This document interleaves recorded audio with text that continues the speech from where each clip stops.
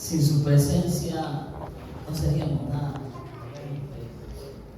Sin su presencia seríamos como cadáveres espirituales. Necesitamos siempre la presencia del Espíritu Santo.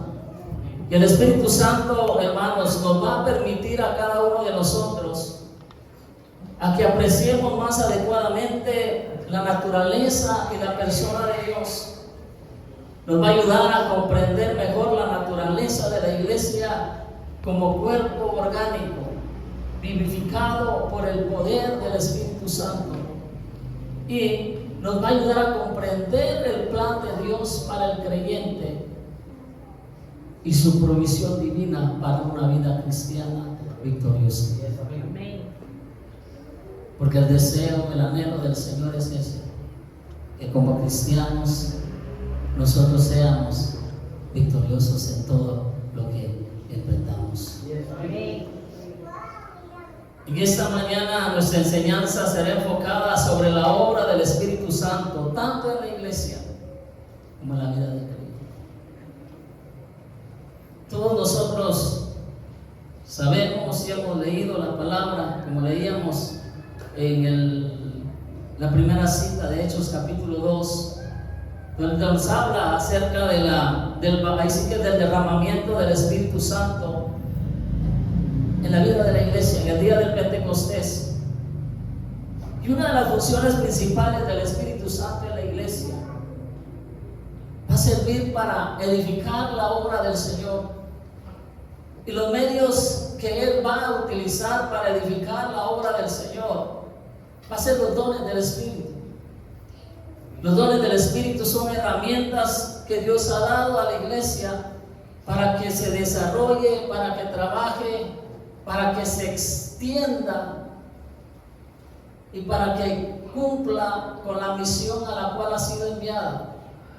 Hechos 1:8 dice: y seréis testigos en Jerusalén, en Judea, en Samaria y hasta lo último de la tierra. La función entonces del Espíritu Santo va a ser esa, de motivar a la iglesia a involucrarse en el trabajo de la obra del Señor. Y saben algo, me alegró mucho observar y ver de que la iglesia es una iglesia misionera, que la iglesia trabaja en pro de las misiones. Y eso, eso nos da a nosotros la pauta de que es una iglesia que ama a las almas, desea que las almas se conviertan a Cristo, desea de que también ellos puedan convertirse en personas que trabajen y que sirvan dentro de la obra del Señor. Entonces, la función del Espíritu Santo en la iglesia es esa: edificar la iglesia del Señor, unir a los creyentes que constituyen la iglesia. Luego, proveer unidad para la iglesia.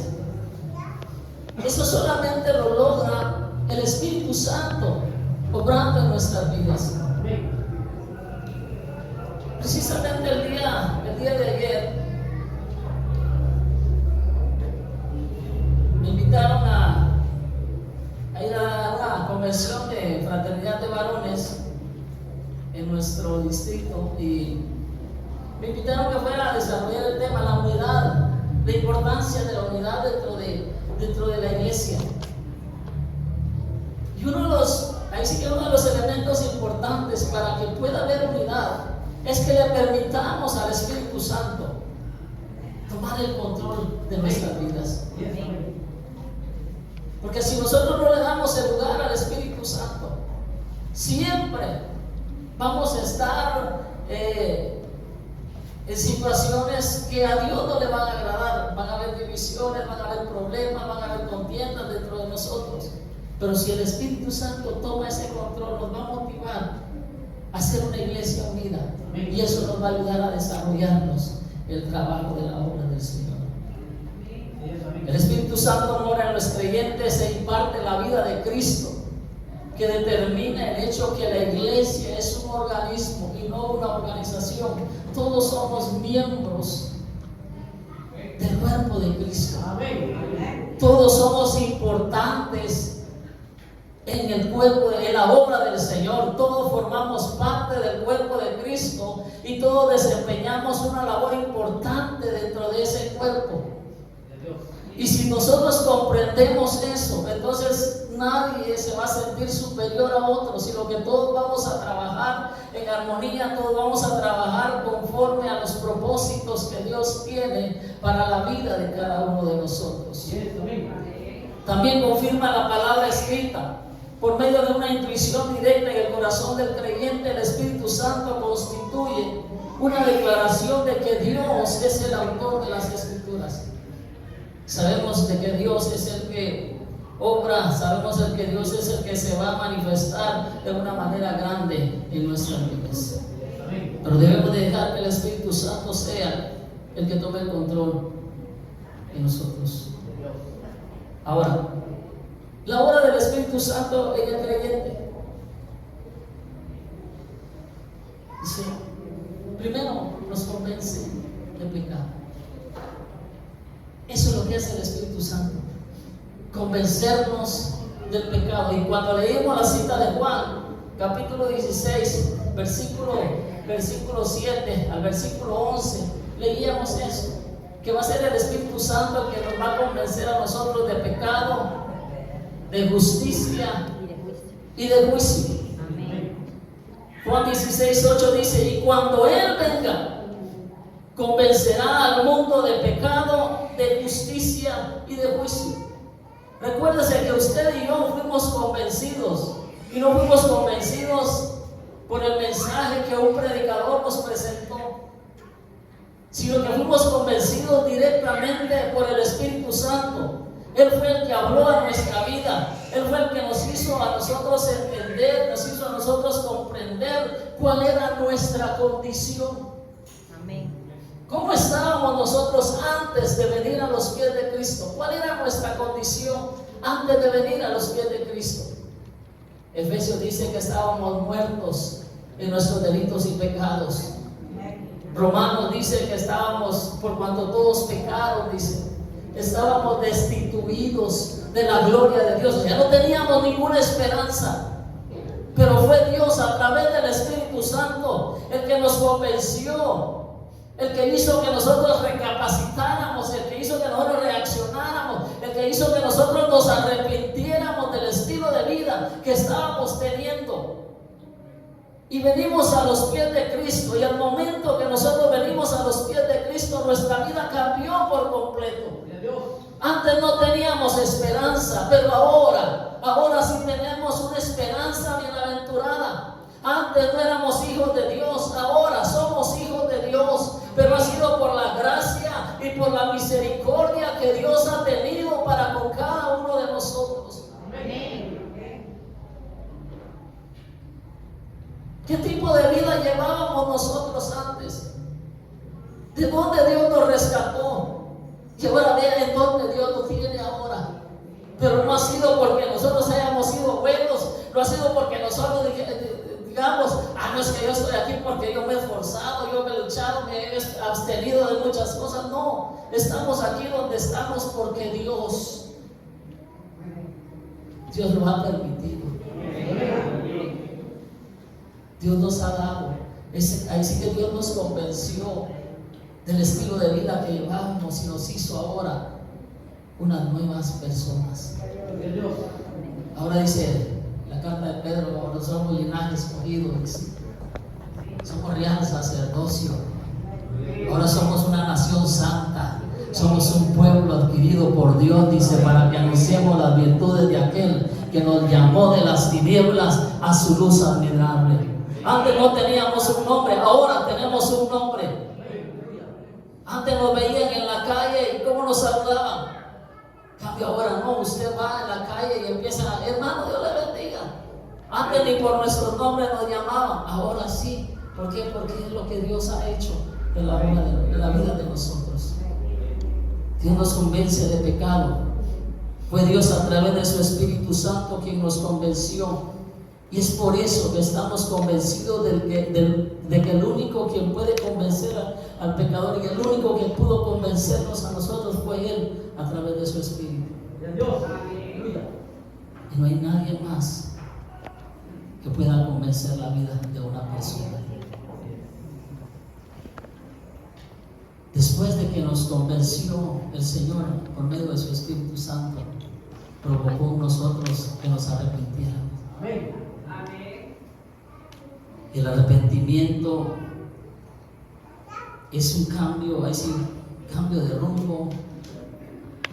Íbamos en una dirección y el Señor nos encontró y nos cambió por completo el rumbo. Y ahora estamos aquí en este lugar disfrutando de la presencia maravillosa de nuestro Dios. Primero vino la confesión, luego viene el convencimiento, después viene el arrepentimiento y después viene la confesión. Confesamos que somos pecadores. Juan 3, 16 y 17 dice: porque de tal manera amó Dios al mundo, que ha dado a su Hijo unigénito, para que todo aquel que en Él cree no se pierda, mas tenga vida eterna. Pero miren lo que dice el versículo 17: porque no envió Dios a su Hijo al mundo para condenar al mundo, sino para que el mundo sea salvo ahí sí que sea salvo por Él. Él estuvo dispuesto a dar su vida por nosotros, a morir por usted y a morir por mí. Dice que Dios no escatimó en su propio Hijo. Muchas veces nosotros escatimamos tiempo, escatimamos recursos, pero Dios no, Él dio lo mejor que tenía para que usted y yo ahora podamos ser salvos. En segundo lugar, dice que Él nos convierte en una nueva criatura. No solo nos convence, sino nos convierte en una nueva criatura. Somos diferentes. En 2 Corintios 5, 17 dice: porque si alguno está en Cristo, dice, de modo que si alguno está en Cristo, dice, nueva criatura es. Nueva criatura es.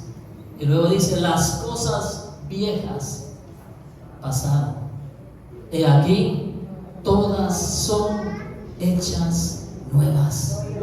Y Romanos capítulo 12 versículo 2 dice: no os conforméis a este siglo, sino transformaos por medio de la renovación de vuestro entendimiento, para que comprobéis cuál sea la buena voluntad de Dios, agradable y perfecta. Cuál sea la buena voluntad de Dios, dice, agradable y perfecta. El convertirnos en una nueva criatura es un proceso intenso que solamente el Espíritu Santo puede hacer en nosotros. ¿Cuesta ser cristiano o no cuesta ser cristiano? Me pregunto, ¿cuesta o no cuesta ser cristiano? ¿Saben por qué? Porque todos los días batallamos una carne, todos los días luchamos. Pero si nosotros dejamos que el Espíritu Santo sea el que tome el control, esas batallas no van a ser difíciles para nosotros, sino que van a ser tratables, van a ser fáciles. ¿Por qué? Porque el Espíritu Santo es el que nos va a ayudar a nosotros a vencer todas esas situaciones que tengamos que pasar. Y que el proceso de la conversión, hermanos, se libran grandes batallas mentales, pues la carne se revela y quiere obrar como está acostumbrada.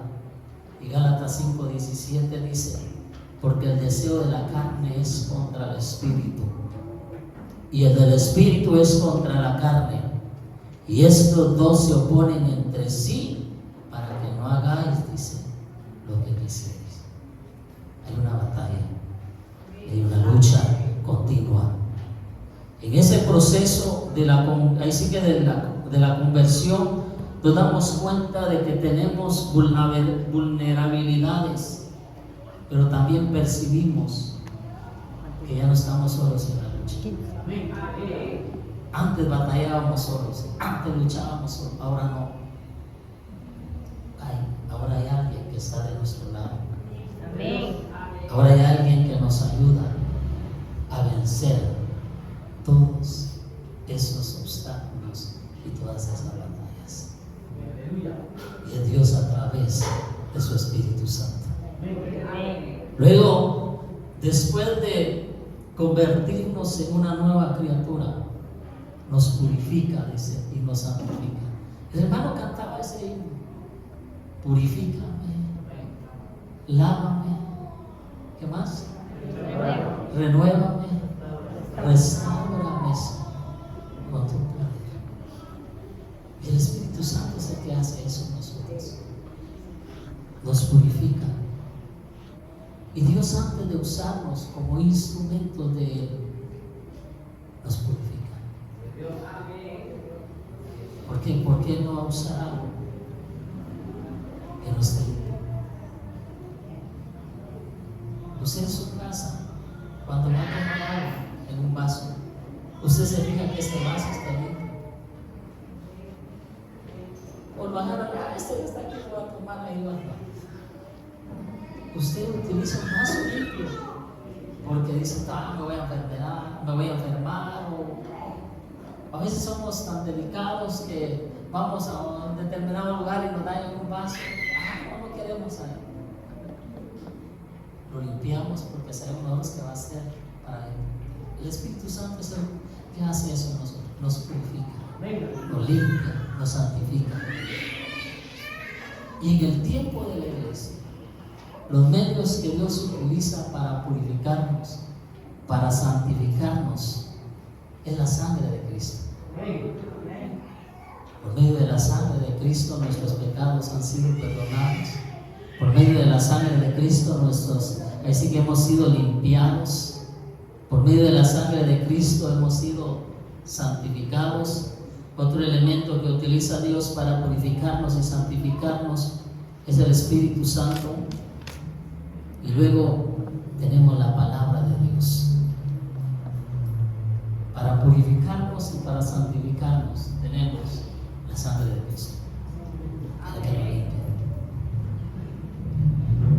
Y a veces cantamos el canto de la sangre de Cristo. Yo no sé, cuando se canta este canto, la redundancia, ¿cómo siente usted? Cuando se canta con el corazón, uno dice como que ella está viviendo ese momento. ¿Por qué? Porque la sangre es la que lo limpia.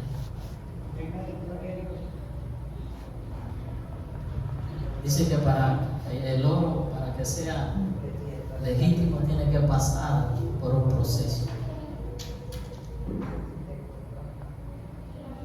Nosotros, para poder ser limpiados y purificados, muchas veces pasamos por procesos. Pero los procesos que nosotros pasamos, a veces sentimos que ya no podemos, ya no aguantamos, pero el Señor es el que nos ayuda a pasar y nos cubre siempre con su sangre preciosa. Dios santifica a sus siervos a través de su Espíritu Santo, y después de haber sido purificados, el deber de los creyentes es mantenerse en santidad. Hebreos 12:14 dice: seguid más con todos y la santidad, dice, sin la cual nadie verá a Dios. Todos queremos ver a Dios, ¿verdad? Todos anhelamos ver a Dios un día, pero debemos de mantenernos siempre viviendo una vida de santidad. Y luego dice que el Espíritu Santo nos capacita para la obra de Dios. Todos nosotros dentro de la iglesia desarrollamos o desempeñamos privilegios en los cuales muchas veces nos decimos: no tengo la capacidad para hacerlo. Pero Dios, a través de su Espíritu Santo, que nos capacita. Dice Pablo a los Corintios que lo más vil del mundo le escogió Dios para avergonzar a los sabios, para avergonzar a los necios. Dios, hermanos, a través de su Espíritu Espíritu Santo nos capacita para la obra del Señor. Y en esta etapa el creyente ya sabe que todo debe quedar atrás para que el Espíritu Santo sea el que lo ayude a salir adelante. Juan 15:15 dice: ya no llamaré siervos, porque el siervo, dice, no sabe lo que hace su Señor, mas os he llamado amigos, porque todas las cosas que oí de mi Padre os he hecho notorias. Y cuando el Espíritu Santo lleva al creyente a la luz, su alma se regocija y es capaz de percibir un mundo espiritual que antes no había conocido. Colosenses 1:12 dice: con gozo dando gracias al Padre que nos hizo aptos para participar de la herencia de los santos en luz. Eso es lo que hace el Espíritu Santo en nuestras vidas. Dijimos que nos convence del pecado, nos convierte en una nueva criatura, nos purifica, nos santifica, nos capacita, dice, para la obra de Dios. Todo eso es lo que hace el Espíritu Santo en nuestras vidas.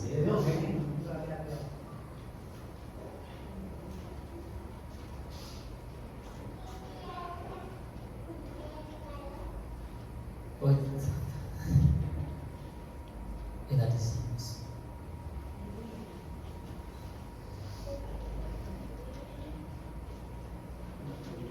Aunque Dios es todo, Él respeta. Él respeta nuestro libre albedrío.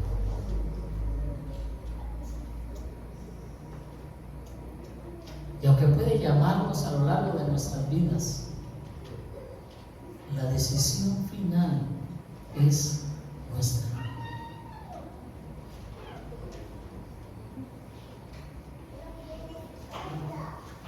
Se puede decir que el deseo y la promesa de Dios es que todos seamos llenos del Espíritu Santo. Pero Él también respeta la decisión que nosotros queramos tomar, si queremos o no queremos ser llenos del Espíritu Santo. Porque muchas veces nosotros tenemos temores. Así que yo no quiero que el Espíritu Santo me bautice, porque me va a demandar responsabilidad. Me va a demandar, sí me va a demandar vivir más una vida de santidad. Y muchas veces no queremos eso. Pero el Espíritu, ahí sí que en este caso Dios nos da a nosotros la oportunidad para que nosotros, si queremos o no queremos, ser llenos del Espíritu Santo. La promesa es para todos, pero muchas veces no todos lo recibimos, porque a veces no todos estamos en esa disposición. La decisión final es nuestra, para que nosotros no solo aceptemos a Jesús como nuestro Salvador personal, sino que le abramos nuestras puertas al Espíritu Santo. Cristo necesita hombres valientes que se sientan hijos de Dios, con capacidades infinitas para el desarrollo de sus virtudes y utilizarlas para bien de los demás. Una vez hayamos aceptado a Jesús con el corazón, el Espíritu Santo nos mostrará nuestro potencial para la obra de Dios y nos capacitará. El Señor nos motive en esta mañana y que nos anime a desear ser llenos del Espíritu Santo. Que nos desafíe y que nos anime a nosotros a desear ser llenos. Porque si nosotros somos llenos, cosas maravillosas y extraordinarias sucederán. No solo en nuestras vidas, en nuestra congregación, en nuestra familia. Cosas grandes y maravillosas sucederán si nosotros le permitimos y si nosotros dejamos al Espíritu Santo obrar en nuestras vidas. Casi se pone de pie.